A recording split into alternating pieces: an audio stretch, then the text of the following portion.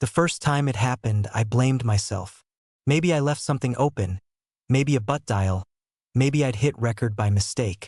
Rational explanations always come first when you don't want to believe something is wrong. But this wasn't rational. This was impossible. It started on a Monday. One of those Mondays where the air feels heavier than it should, where the coffee's bitter and your shoes squeak just a bit louder on the office floor. I was at work, buried in an endless chain of emails, when I reached into my pocket to check the time on my phone screen was black. Dead.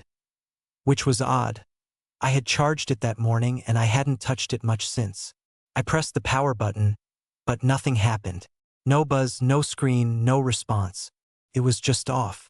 I plugged it into my laptop charger and watched the screen flicker to life. The battery was at 83%. No reason for it to shut off. Then I saw the notification. A voice memo had been recorded that morning at 9:17 a.m. Weird. I don't use the voice memos app. Ever. I clicked it. Static for a few seconds. Then something else. My voice. No, she doesn't know yet. I'm trying to figure out the right way to tell her. There was a pause, then another voice. Low, unfamiliar. Male. You should have told her a long time ago, man. Secrets have weight. I paused the playback and stared at the phone like it had just grown teeth. I didn't remember saying those words. I hadn't talked to anyone this morning, especially not about a her. It was the kind of conversation you'd remember. Tense, emotional, laced with guilt. But it wasn't familiar. I listened again. Same words. My voice. The unknown man's voice. And then silence, like the recording had stopped mid-thought. I checked the location tag. It said it was recorded in my apartment. While I was in the shower. I went home early that day. Told my boss I wasn't feeling well. My stomach was tight, my head spinning with impossible questions. Inside my apartment, everything looked normal. Nothing was out of place. No sign of forced entry, no windows open. I lived alone, had for years. No roommates, no one who might have grabbed my phone and staged a prank. But who was the other voice? Who was I talking to? I called my friend Matt, the closest thing I had to someone who'd actually listen without thinking I'd gone nuts. Hey, did I call you this morning? I asked. No, he said. Why? I found a voice memo on my phone. It's me talking to someone, but I don't remember doing it. Probably just sleep talking. Or you hit record by accident. That's what I thought. But I don't talk in my sleep. And the guy I'm talking to, I don't recognize his voice. There was a pause. Want me to come over tonight? We can dig into it together. I agreed. Matt was the kind of guy who needed to see things to believe them. And frankly, so was I. But part of me wanted someone else to hear it, just to prove I wasn't cracking up. He came by that evening, armed with beer and skepticism. We sat on the couch, phone between us. As I played the recording again, he frowned halfway through. That really sounds like you. I know. And the other guy? No clue. We played it again. This time I watched Matt instead of the screen. His brow furrowed deeper with each second. When it ended, he looked at me. That's not staged. That's real. You're really talking to someone. I wasn't. Matt set his beer down. Okay, let's say you're right. Maybe your phone was hacked. Someone dropped in audio. Deepfake stuff, you know? That's not possible without access. My phone never left my pocket. He was quiet for a long time. Then he said something that chilled me. What if it hasn't happened yet? I stared at him. What? What if this is a conversation you're going to have? Like, I don't know, a glitch in time. We laughed it off, nervously, but it stayed with me. That night, I locked my phone in a drawer and turned it off, just in case. The next morning, I woke up to find the drawer open. My phone was sitting on the floor on, and a new recording had appeared at 3:03 a.m. I didn't listen right away. My heart was pounding too hard. My hands shook, but I tapped the file and static filled the room. Louder this time. Sharp, painful. Then a whisper. Hers. Why didn't you tell me? My blood ran cold. That voice, I knew it. Emily. MYX. We hadn't spoken in nearly 2 years. You should have told me. It repeated. The same phrase. Again and again, her voice warping, stretching, like it was being pulled apart inside my speakers. I shut it off and called Matt. She was on it. Emily. Her voice. Bro, are you sure? Maybe it's just someone who sounds like her. No. It's her. I swear. He agreed to come back that night. Before he arrived, I called Emily.it went to voicemail that I didn't leave a message. When Matt came over, I showed him the second recording. We listened to it on headphones this time, the volume low. But it was still her. No doubt. She died, didn't she? He asked quietly. I nodded. A year ago. Car crash. I wasn't there. I didn't get to say goodbye. Matt stared at the phone like it might bite him. This is starting to feel wrong. We dug into the audio files, searching for data. Timestamps, metadata, anything. What we found made things worse. The file creation time wasn't from my phone's clock.it, was from a future timestamp.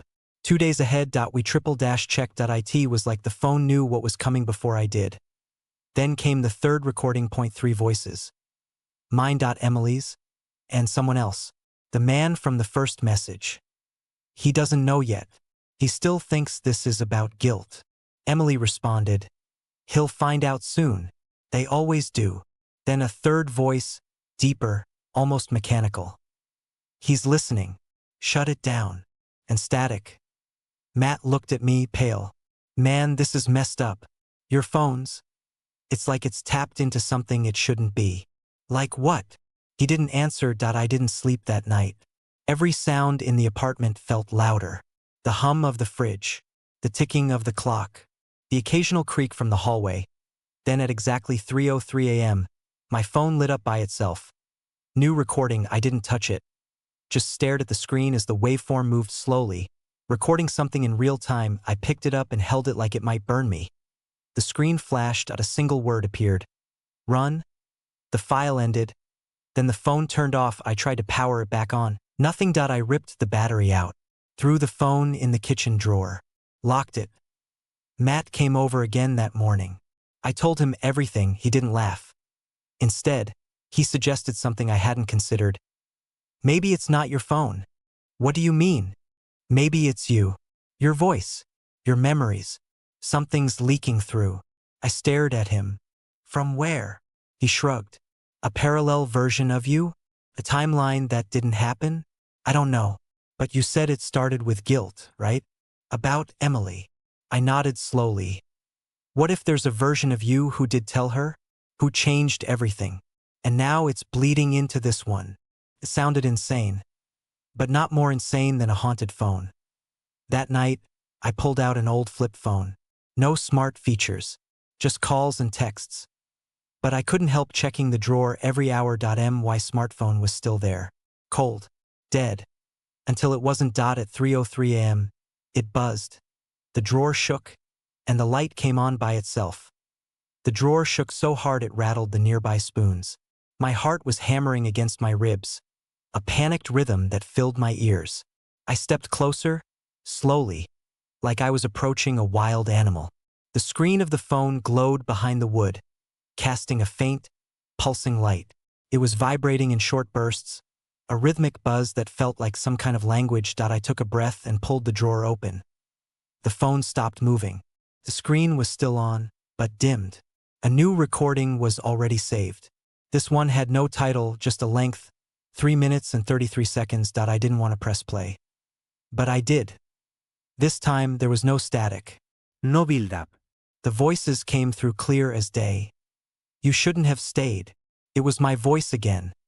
Then the man's voice, calm and steady. He had to. He's the link. What about the others? They're already gone. There was a pause. Then a strange noise, like distant wind chimes mixed with whispers. It wasn't any language I recognized. And then Emily's voice, softly, almost mournfully. It's not about what he did. It's about what he could still do. The recording ended with something that didn't sound like a voice at all. More like a growl, deep and wet and vibrating with something primal. It made my skin crawl. I didn't sleep. I watched the phone. At sunrise, it powered itself off again. That day, I drove to the phone shop. I told them I wanted a factory reset, total wipe, everything gone. The technician looked bored until he plugged it in. Then his brow furrowed. He said it wasn't allowing access. The phone was fighting back that he'd never seen anything like it, that I took it home and smashed it with a hammer that IT didn't break. The screen cracked, sure, but the device itself remained on, pulsing, recording. That night I wrapped it in 3 layers of aluminum foil, stuffed it in a metal box, and drove it out to the river. I threw it as far as I could, watched it vanish into the water, and I felt relief. For about 2 days on the 3rd morning, I woke up to a buzzing under my pillow, the phone. Soggy, waterlogged, and still recording. I screamed. Matt came over within the hour. "This thing isn't natural," he said, holding it in 2 towels. "We need help." "Like who?" "An exorcist." "Maybe." He wasn't joking. We found someone online. Someone who claimed to be a digital medium. Whatever that meant. She came by the next evening. A wiry woman in her 50s with piercing eyes and fingers covered in rings. She asked to be alone with the phone for 10 minutes. We waited in the hallway, hearing murmurs through the door. At one point, there was a scream. When we burst in, she was sitting calmly, the phone placed neatly in front of her. Her hands trembled. "This is a tether," she said. "To what?" I asked. "To you, but not this you. A version of you caught between moments. Regret, guilt, decision. All of it fractured and bleeding through the membrane." I stared blankly. "There are infinite versions of you," she continued. "But something happened in one of them. Something violent. Is trying to reach out. Maybe to warn. Maybe to escape." "Why me?" She looked at me like the answer was obvious. "Because you're the one who lived. We tried burning it next. Built a fire pit. Watched it melt into black goo and crackle like popcorn. It stopped buzzing. That night I slept. For the first time in weeks, I slept deep and dreamless. But at exactly 3:03 a.m., my old laptop turned on by itself. I woke to the sound of it booting up, a soft mechanical hum I hadn't heard in months. When I opened it, a new file was on the desktop, an audio file. Titled, "You." I clicked it. It wasn't a conversation. It was screaming. My screaming. Over and over, for 5 straight minutes. Not pain, terror. Pure, animal terror. Then silence. Then the sound of my voice whispering, "They're coming through." I slammed the laptop shut. I didn't even own a mic on that laptop. Matt and I decided to leave the city. Maybe distance would help. We rented a cabin 200 miles north. No Wi-Fi, no cell signal, no electricity. Just us, 2 sleeping bags, and a propane stove. The first night was quiet. The second night, I dreamed of a hallway with no doors. Just walls lined with mirrors. In each mirror, I saw myself. Different clothes, different expressions, different wounds. One of them was bleeding from the mouth. Another was on fire. In the center of the hallway stood a version of me holding my phone. He smiled and said, "You can't mute the truth." I woke to find the phone on the nightstand, fully charged. Recording. I threw it into the woods, hiked a mile and buried it under rocks. When I came back, it was plugged into the propane stove. Recording again. Matt was starting to crack. He paced constantly, muttering about alternate realities and souls caught in electric currents. He refused to sleep and started scribbling nonsense on the cabin walls in charcoal. Timelines, names, dates that didn't make sense. I found my own name written 53 times. Each one had a different number beside it. That night, I heard a second voice in my own throat, like someone else was learning how to speak using my vocal cords. I would wake up mid-sentence, saying things I didn't understand. They drowned her because she knew the hour. The blood door is under the lake. No version of him survives this long. Then I began recording myself with an old tape recorder. Analog, separate from anything digital. And that's when I heard it again. My voice, but not mine. Speaking languages I don't know. Crying, begging, laughing in tones that didn't sound human. Matt vanished on the 5th day. We had been sleeping in shifts, but I woke up alone. No note, no trail. Just his watch sitting on the floor, still ticking. The cabin door was wide open, and my phone sat in the doorway. Recording. A new voice this time. Matt's. Whispering, "I saw what you did. I saw all of them. I took the phone and walked to the edge of the lake. I whispered into it, "What do you want?" It responded. Not in text, not in speech, but in sound. The unmistakable sound of my heartbeat. And underneath it, another, slightly off, slightly delayed, like an echo that was just a bit too late. That night, I let the phone record while I slept. I didn't care anymore. I wanted to know. The next morning I listened. What I heard broke me. It was my voice, saying goodbye. Over and over. Goodbye, goodbye, goodbye in dozens of tones, sad, angry, robotic, broken, confused. And finally, at the end, this version ends here. I cried for hours. I didn't know why. Something deep inside me recognized those words. Recognized the end. I drove back to the city. My apartment was exactly as I left it. Except the mirrors were covered. By me? Or by someone else. The next night, my phone rang. I answered. No number. Just my voice screaming. And then, laughter. I hurled it out the window. 5 stories down. Watched it smash into the street. It didn't matter. I turned on the TV. It was playing the recordings. Every channel. Why conversations. Why screams. The voices. The file titled You. Neighbors began knocking. Asking if I was okay. Asking if I'd been in their dreams. One woman said she saw me on her baby monitor. Just standing there. Smiling. I didn't know it was real anymore. Until I saw her. Emily. She was standing outside the bakery where we used to go. Looking exactly the same. Same coat. Same hair. Same eyes. I walked up to her, trembling. She turned to me and said, "You made the wrong choice." Then she vanished. The phone rang again. From a new number this time. Just one word on the screen. Answer. So I did. It was me. Saying, "If you don't finish the message, the loop continues." What message? I asked. But the call ended. That night, I recorded myself again and listened in the morning. Finally, I understood. It was a confession. A truth I had buried. I cheated on Emily. She found out. She left in tears, and the crash happened while she was running away from me. The guilt had eaten away at me for a year. I had buried it so deep I forgot it. But the other versions of me, they remembered, and they wanted me